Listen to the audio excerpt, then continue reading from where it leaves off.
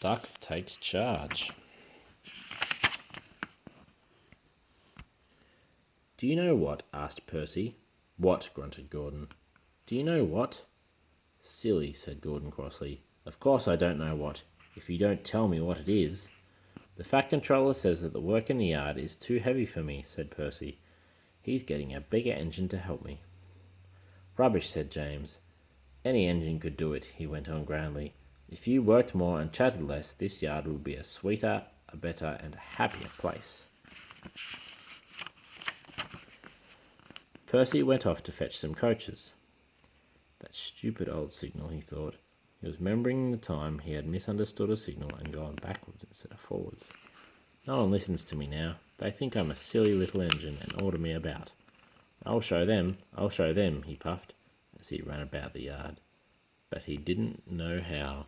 By the end of the day, he felt tired and unhappy. He brought some of the coaches to the station and stood puffing at the side of the platform.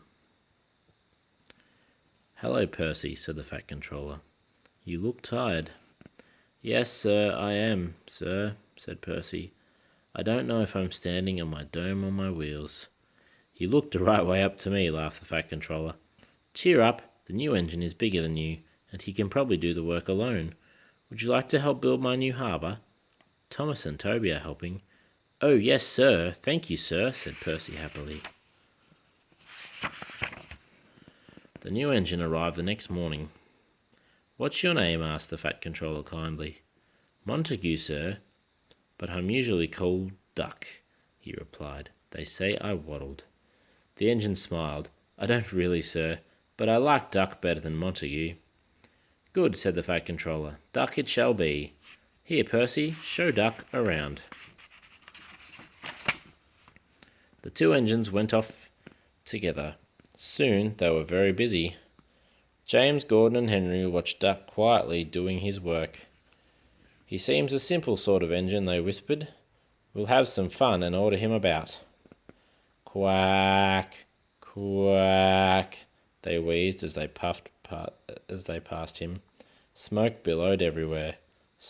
Percy was cross, but Duck took no notice. They'll get tired of it soon," he said. "Do they tell you to do things, Percy?" "Yes, they do," answered Percy crossly. "Right," said Duck. "We'll soon stop that nonsense." He whispered something to Percy and then said, "We'll do it later." The Fat Controller had had a good day. He was looking forward to hot buttered toast for tea when he got home. Suddenly he heard an extraordinary noise. "Bother," he said, looking out of the window. He hurried to the yard. Henry, Gordon, and James were wheezing and snorting furiously, while Duck and Percy sat calmly on the points outside the shed, refusing to let the other engines in. "Stop that noise!" bellowed the Fat Controller. "They won't let us in," hissed the big engines. "Duck, explain this behaviour," demanded the Fat Controller. "Beg pardon, sir, but I'm a Great Western engine. We do our work without fuss. But begging your pardon, sir, Percy and I would be glad if you would inform these engines that we only take orders from you." The big engines blew their whistle loudly. "Silence!" snapped the Fat Controller. "Percy and Duck," he said, "I am pleased with your work today, but not with your behaviour tonight. You have caused a disturbance." Percy and Duck looked very worried.